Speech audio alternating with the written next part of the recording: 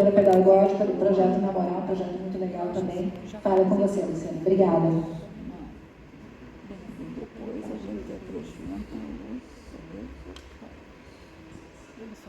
Bom dia. Eu gostaria de honrar o Observatório Social do Brasil em seu nome, Rony, e do Ney.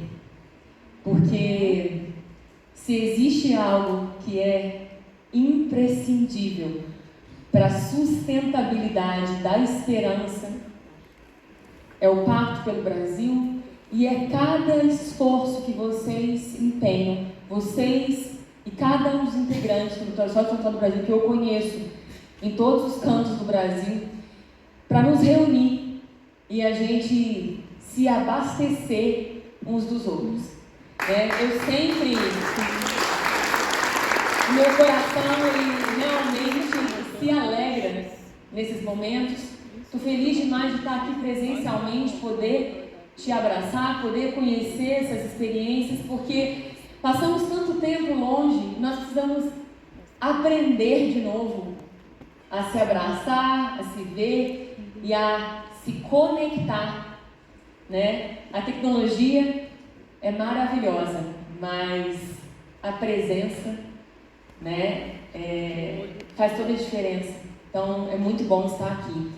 Eu vou trazer uma experiência também que casa com todos esses corações que já se apresentaram aqui, mas diferente, né? Como promotora de justiça, uma integrante do sistema de justiça, como que nós lidamos com os desafios e perseveramos. Trago uma frase aí que é: todo poder emana do povo. Nós precisamos realmente questionar se as dores que nós vivemos hoje, as coisas que nos afligem, as coisas que nos incomodam e nos indignam, o quanto que nós fazemos parte delas, né? Especialmente através da omissão. Porque é bom que façamos. Porque enquanto a gente estiver achando que os problemas são dos outros, a solução também estará muito distante de nós. Eu tenho 30 anos de Ministério Público e eu entrei nessa carreira talvez por algo que todos nós tenhamos, um sentido de mordomia pelo Brasil. Quando eu olho para os nossos campos, a gente anda muito por aí e eu admiro muito as plantações, a riqueza da nossa terra. É algo que enche meu coração, a gente olhar para os nossos campos e saber que hoje, às vezes, a tecnologia vai poder nos livrar da dependência do petróleo, mas certamente não vai nos livrar da dependência do alimento e da terra fértil. É por isso que hoje no mundo tentam imitar a nossa terra em laboratório e tentam imitar o nosso clima em estufa, não é isso? Mas não, a gente recebeu tudo isso de nada. Quando a gente olha para a Amazônia, me vem um sentido de o que nós estamos fazendo, gerindo toda essa riqueza que foi depositada nas mãos dos brasileiros, né? Quando a gente vai olhando para aquele verde da bandeira e todos os potenciais, quando eu descubro que no sul do Brasil a gente produz 90% de toda a ametista do mundo, 400 toneladas por mês de ametista, isso tudo me chama muita atenção e traz para mim um sentido de responsabilidade. Quando olhamos as nossas águas comparadas com qualquer outro país, né? O Brasil ligado por rios, uma potência hidroviária, hidrelétrica, né? De tudo, em todos os cantos, também me gera uma convocação, me gera um sentido de urgência quando eu olho para as praias, nos mares, para essa riqueza toda. E eu sempre me questiono, tudo isso para mim é só um prenúncio do que existe na obra-prima do Brasil, que é o brasileiro. É apenas um prenúncio.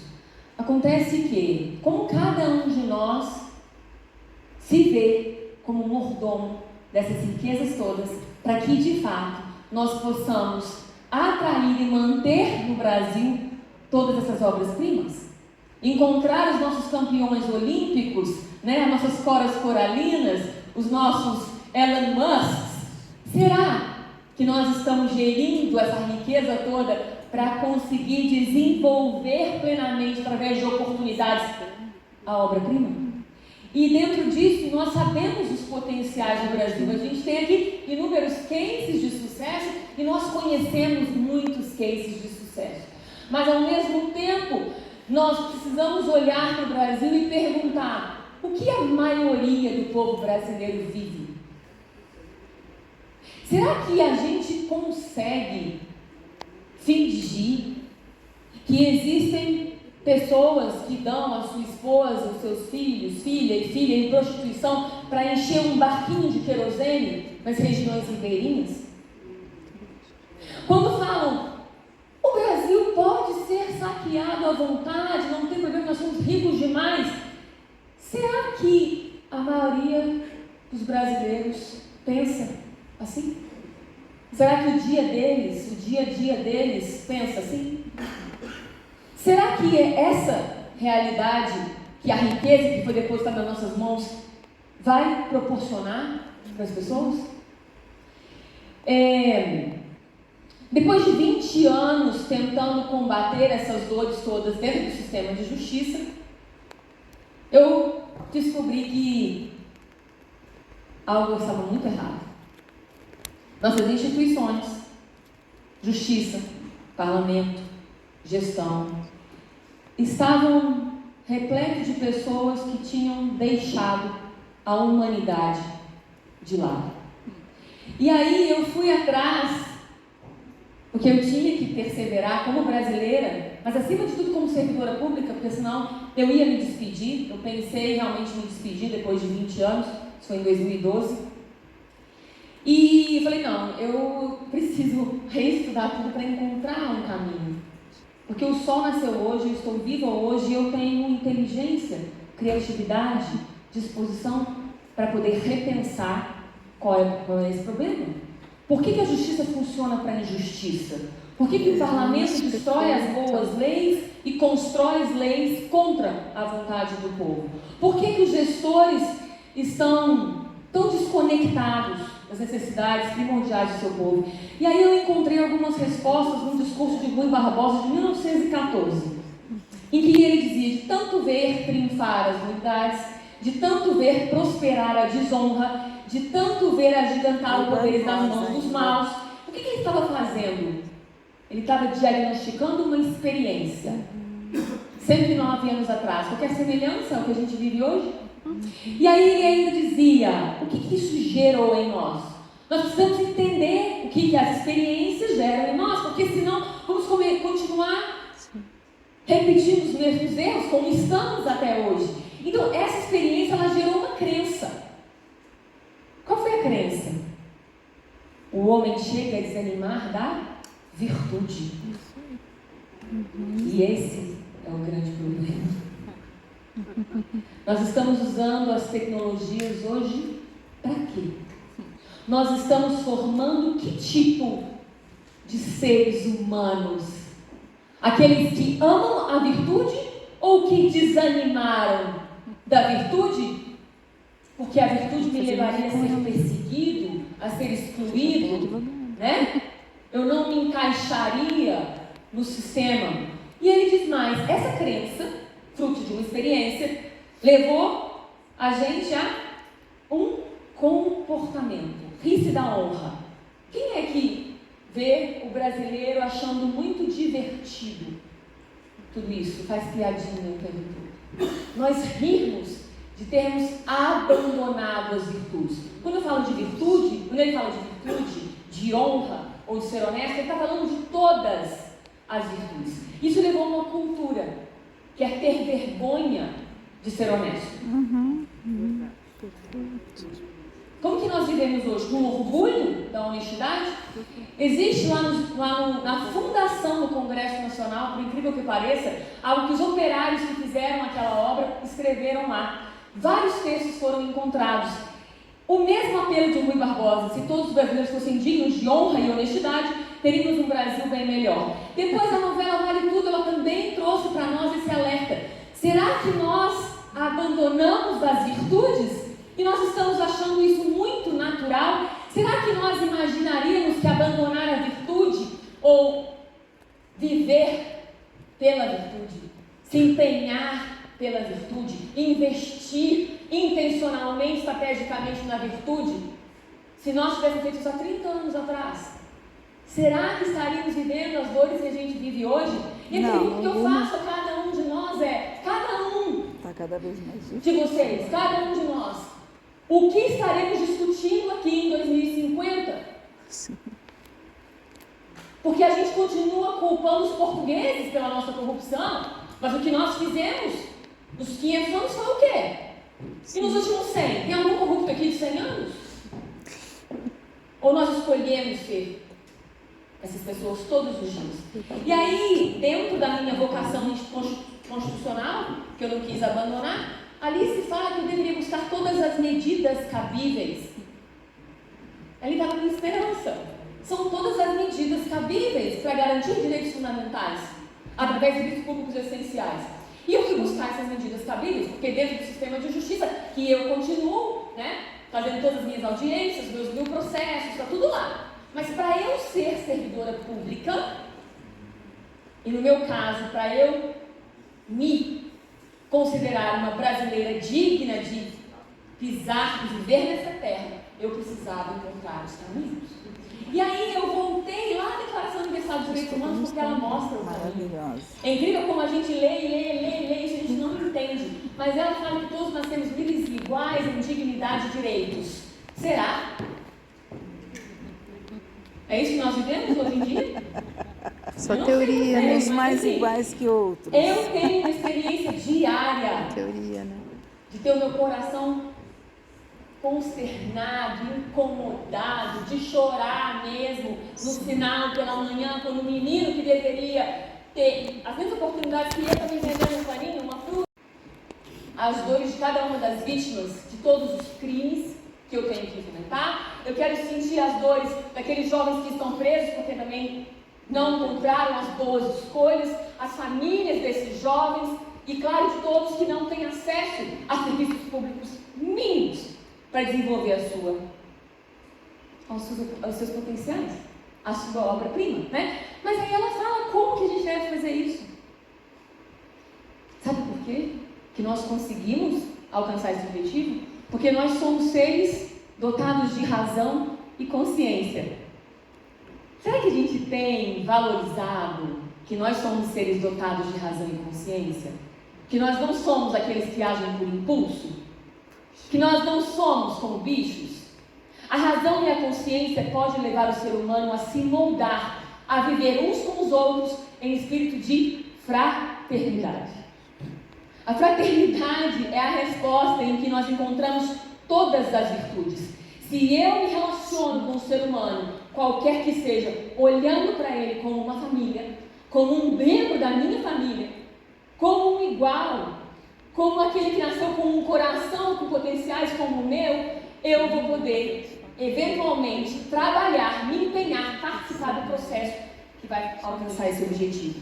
E aí, certa vez eu provoquei uma das dirigentes da Unesco, dos programas educacionais, e eu disse a ela, nenhum desses ODS jamais será alcançado se não formarmos pessoas íntegras, pessoas inteiras, pessoas que amam vidas, pessoas que amam potenciais, pessoas dispostas a se doar com seus dons, talentos, virtudes e habilidades, com a sua generosidade para o outro, porque é isso que é humanidade.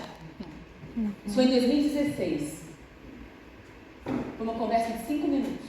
Ela falou, você tem toda a razão. Eu falei, cadê os programas de educação para a integridade apenas? Temos muitos braços, educação ambiental, educação financeira, mas cadê o de integridade? Em 2018 começamos então a construir esses programas com especialistas do mundo todo. Eu fui convidada a estar com eles, trazendo as experiências que eu tenho tido dentro das escolas. E nós já construímos 3 dias de política pública e o português foi o primeiro idioma fora das línguas oficiais a receber essa tradução. E aqui eu trago uma imagem. Não adianta nós acharmos que vamos construir qualquer sonho, qualquer potencial,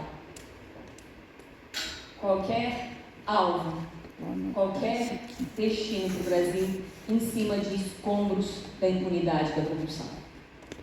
Isso não passa de uma ilusão.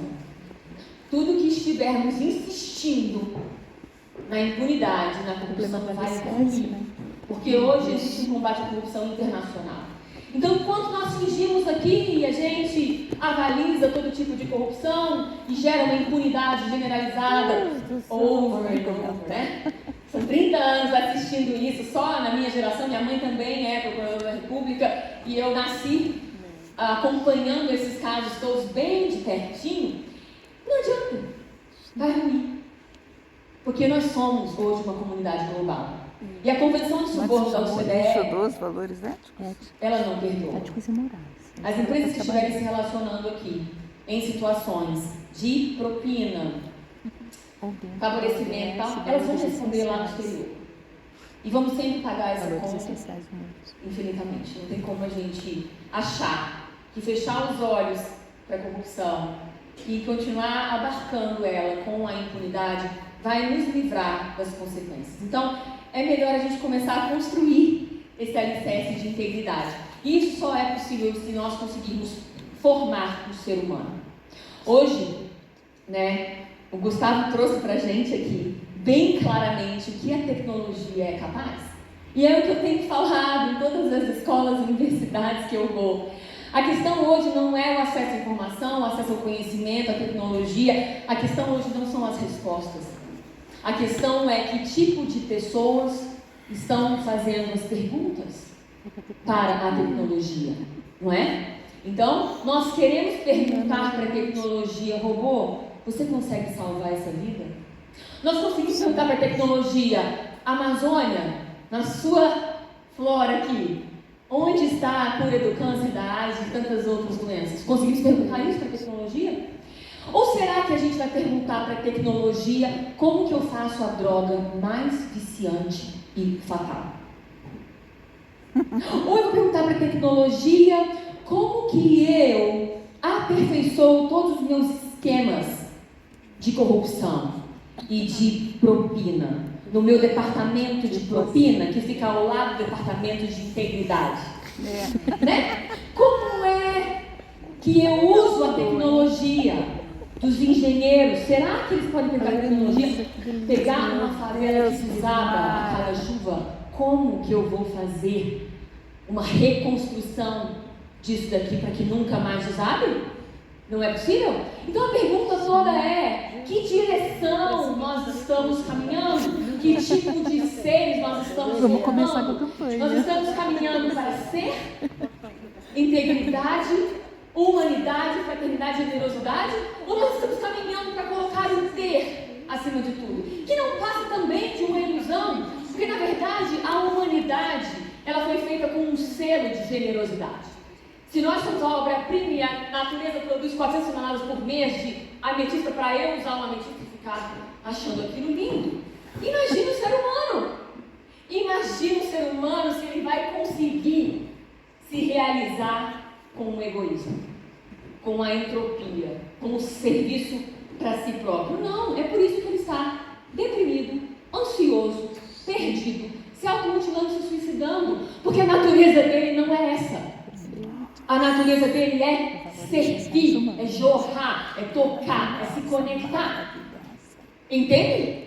Isso tudo é uma grande mentira. É uma grande ilusão. Ele pode comprar todos os iates, todos os luxos, todas as joias da H-Stern, todos os apartamentos, o que for, com o intuito de ter poder e influência e alguém de repente gostar dele, se conectar com alguém. Mas no final da vida ele vai perguntar: será que alguém realmente gostava de mim? Ou eu toquei alguém? Porque é isso que vai importar. A gente tem maturidade hoje para saber que a única coisa que importa na vida é se a gente se conectou com alguém. Não é? É só isso que vai se importar. E aí nós temos feito isso. A gente tem buscado mudar as experiências que farão com que a gente possa não só privar o outro da nossa maldade, privar o outro do nosso egoísmo, indiferença, desprezo, falta de compromisso, desrespeito, medos, feridas, grosseria, ingratidão. Será que a gente consegue livrar os outros dessa maldade? Eu ouso dizer que só vamos Eu conseguir estou quando de fato satisfeita. a gente formar pessoas doadoras, servis, confiáveis, que se relacionam Ela é porta-voz da generosamente, se nossa entregando, indignação. justas, responsáveis, com excelência, perseverantes, corajosas, persistentes. Esse tem que ser o nosso foco. O que cada um de nós está fazendo no nosso meio, com nós mesmos e com aqueles que nós temos contato, nossos filhos, nossos netos, nossa família, nossa casa, nossas relações pessoais, para formar pessoas assim. Mas não só a gente compreender que precisamos fazer isso não vai ser da noite para o dia, é um processo de lapidação. Quando eu encontro a rocha bruta do ser humano, ele precisa ser lapidado. E a lapidação é um processo de experiência, não é da noite para o dia. Nós acreditamos que isso é possível e nós temos visto isso acontecer. Então, a gente passou aí para onde? Para dentro das escolas e das universidades. Que é lá que eu encontro um caminho para isso. Então, já há 10 anos eu estou dentro de escolas e universidades, plantando essas sementes, vendo o que vai vir. E aí muitas coisas extraordinárias acontecem, sabe? A gente faz ações sociais, criam-se mascotes, eles criam bottoms. A gente passou alguns anos fazendo isso. Uns 5 anos só jogando curativos de atitude. Vamos fazer uma peça de teatro a respeito desse assunto? Vamos fazer umas rodas de conversa? Vamos fazer auditorias cívicas? Vamos escrever poemas, redações, jingles, músicas, peças de teatro, ações sociais, desenhos, personagens. Vamos decorar a nossa escola para a gente operar e resgatar esses valores como a essência do ser humano, códigos de conduta, a experiência do PEG Pai, que é uma experiência de você ter um ambiente de confiança, né, e de honra, em que as coisas estão ali e a pessoa se sente, uau, ninguém está vendo se eu vou pagar, se eu não vou pagar, né? Essa experiência do PEG Pai. Sempre o ato generoso de poder fazer ações sociais e servir as pessoas. Então, a culinária sustentável, a arte com valores, o artesanato trazendo valores. Fizemos uma competição entre universidades que foi a Fast Rádio para criar um slogan, um jingle. Depois a gente fez também um curta-metragem a respeito desses temas. E nisso tudo, essa experiência nos levou a sistematizar as melhores práticas numa metodologia gamificada que se chama Namoral. Eu trouxe aqui até alguns materiais e o tempo, né? Eu vou passar aqui rapidamente para vocês entenderem. Então, a gente tem uma série de etapas. Aqui o vídeo não vai dar para passar, mas a gente sustenta tudo com 3 pilares, tá? São rodas de conversas e missões baseadas nesses 3 pilares.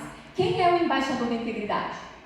Né? Autoconhecimento. Você falou de autoconhecimento. A gente precisa se autoconhecer. Se a gente não sabe quais são as nossas virtudes, valores, princípios, ou seja, de caráter, o que é importante para nós nos tornamos qualquer coisa que o ChatGPT, ou o Instagram, ou o TikTok diz. Então, precisamos resgatar em cada um de nós o que é importante para nós.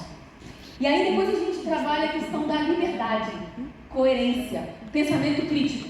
Como que eu guardo a minha integridade? Como que eu guardo essa identidade? Que integridade é isso? É você guardar-se. Ter uma vida coerente. Liberdade é isso. Não é fazer tudo o que eu quero. É fazer tudo aquilo que vai me levar a escrever a história que eu quero deixar. A deixar o legado que eu me comprometi, com o qual eu sonhei. Isso depende muito mais de renúncias do que de fazer o que eu quero. Né? Então a gente fala muito de liberdade nesse sentido e a gente fala muito de criatividade. Vou voltar aqui só para a gente fazer o questionário. Que delícia. A criatividade é imprescindível dentro de um ecossistema que não é convidativo a isso e nos pressiona todos os dias a deixarmos a nossa integridade. Uma vez encontrando com esse embaixador, eu consigo conversar em especial com ele. E aí você entra na integridade coletiva. No meu meio, na minha escola, na minha universidade, na minha comunidade. E depois eu passo para o 3º pilar no final do projeto, no final do ano, que ele é executado ao longo do ano todo dentro das escolas. E aí eu estou fazendo algo para aquilo que eu não conheço, a integridade altruísta. Né? Estou restaurando danos dos quais eu não participei. Então, rapidamente, eu posso me doar? Algumas imagens das rodas de conversa. Os alunos são protagonistas, imagens da construção do herói. eles constroem um herói como uma das missões para resgatar essa identidade.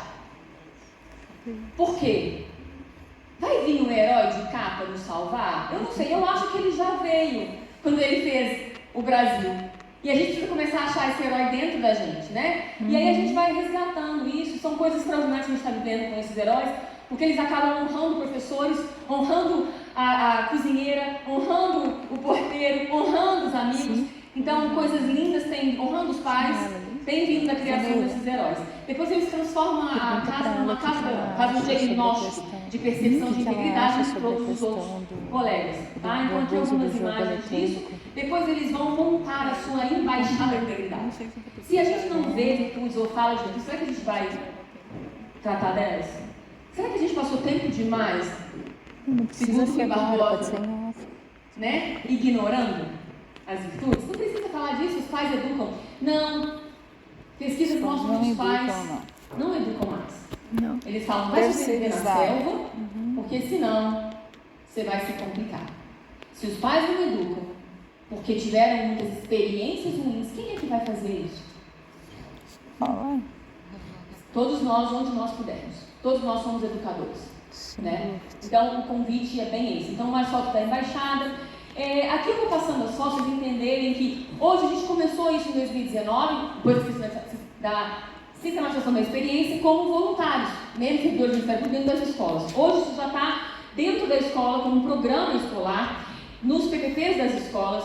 Ele é uma disciplina dentro das escolas do Distrito Federal e os professores estão sendo formados para dar essa matéria. Então, a gente tem professores líderes dentro da Secretaria de Educação que formam os outros professores. Aqui algumas imagens do PEG-PAG. Depois eles restauram a escola. Eles fazem uma identificação dos piores problemas e eles restauram, solucionam esses problemas todos. Uma vez feito isso dentro da sua escola, aqui algumas imagens, eles passam a fazer isso na comunidade. Com a participação da comunidade. Precisa convidar a comunidade para poder realizar esses feitos. Ali algumas imagens, as crianças queriam... São crianças extremamente vulneráveis. E elas queriam presentear um brinquedinho para cada criança de uma outra creche que elas adotaram. Elas conseguiram 5 presentes para a creche. E aí, teve de tudo, tá? Eles foram restaurar computadores, eles foram a asilos, cuidados dos idosos, ler histórias. Eles fizeram marmitas para entregar na rua, arrecadaram cestas básicas. Coisa mais gratificante. E aí, né? aqui, um pouquinho mais de né? No final tem uma Expo Integridade, que é convidar a comunidade local para conhecer essa experiência, tá? Isso já está sendo construído, mais de 400 horas de conteúdo agora para o novo ensino médio, para aprofundar todos esses temas. Nós já estamos também nas universidades, com programas de extensão. A formação hoje é feita de 3 formas, através da Escola Superior do Ministério Público da União para o Brasil. Então, nós estamos hoje em Pernambuco, e no Rio de Janeiro, e começando em alguns municípios de São Paulo. E a gente tem uma formação na Secretaria de Educação do DF, para formar os professores de lá, que a ideia é sempre multiplicar, né? Precisa ser universal e sustentável. Então, a gente vai multiplicando isso. E a Secretaria Corporativa do Ministério Público para formar colegas, servidores e sociedade em geral, através de um EAD. E aí a gente faz alguns cafés na moral, às sextas-feiras, para poder apoiar essas pessoas na aplicação. Então, aqui mais algumas imagens disso. O universitário, como eu até conversei com o Gustavo, para a gente levar para lá algumas experiências. Por exemplo, um curso de design gráfico está desenvolvendo jogos de tabuleiro, jogos virtuais para as experiências de integridade na moral. E reflexões na moral, a gente tem workshops, oficinas, um maratón. E os instrumentos eu trouxe aqui alguns. Todos eles são disponibilizados através da formação, de forma digital. E a gente precisa realmente resgatar essas experiências todas, falarmos, vivermos a integridade, para que um dia o Brasil possa se tornar a potência mundial que ele deveria já ser há muito tempo em todas as áreas, de bem-estar, de tecnologia, né? De literatura, de indústria, de comércio, do que for. Então, nós temos esse desafio, é um convite que eu faço a cada um. Eu tenho sentido de urgência. Urgência não é pressa. Urgência é eu fazer hoje Tudo aquilo que eu posso, com o que eu tenho, aonde eu estou. Não deixar para amanhã.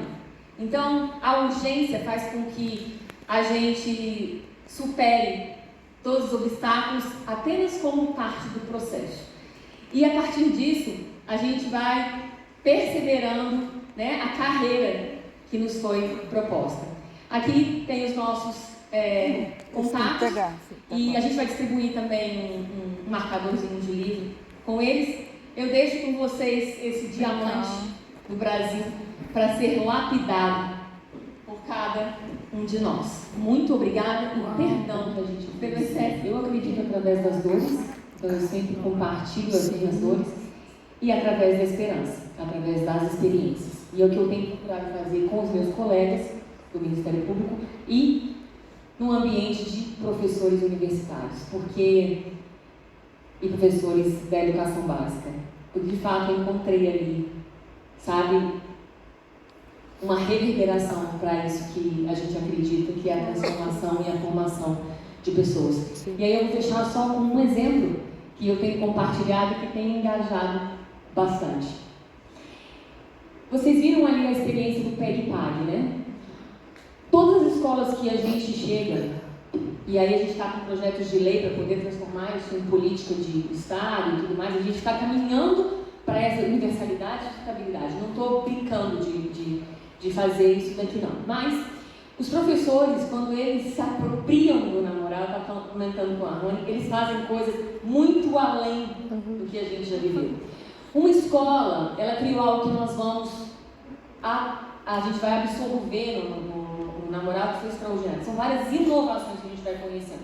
Mas veja o seguinte, uma escola criou uma moeda, um banco e uma loja, dentro da ideia do PEG-PAG. Só que com um detalhe, essa escola só apoia meninos abrigados, refugiados, venezuelanos e de outros lugares, moradores de rua e meninos cumprindo socioeducativa.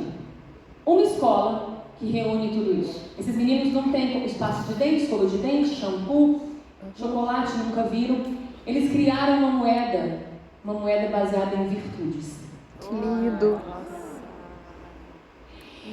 E eles vão juntando essas moedas que os professores reconhecem. Pontualidade, capricho, gentileza, generosidade, cuidando da horta da escola, criando um outro projeto inovador, compartilhando o seu talento de embaixadinho, o seu talento de desenho, enfim, tem todo um rol objetivo para essas virtudes. Eles vão ganhando esse dinheiro das virtudes, que nós vamos chamar no namoral de virtuosos. Também, quando eles não conseguem dominar os seus impulsos, agem longe da razão e da consciência, são grosseiros, agressivos, xingam e tal, eles ganham uma outra moedinha negativa e tem que depositar no banco. E aí esse banco, eles vão juntando para comprar os itens reais dentro de uma loja, que é fruto de doação. Então tem todo tipo de artigo de bazar, mas também muitas coisas novas que eles precisam. Mods, shampoo, fio dental, escova de dente, chocolate, refrigerante, um bolinho, até celular, tablet, computador, para meninos que não têm acesso a essas coisas. E eles descobrem que, de fato, olha que disruptivo, o dinheiro não é o único valor. E até mesmo as coisas básicas que eles precisam, eles vão conseguir através das virtudes. Até buquê de flores, uma voluntária faz para ter essa lojinha, para chegarem em casa e entregarem para a menina que cuida do abrigo. Eu trouxe um buquê, maravilhosos buquês, eu fiquei constrangida. Eu trouxe um buquê para você. Mas como, menino? Como é? Eu comprei para você. Como assim? Com as minhas virtudes. Que lindo!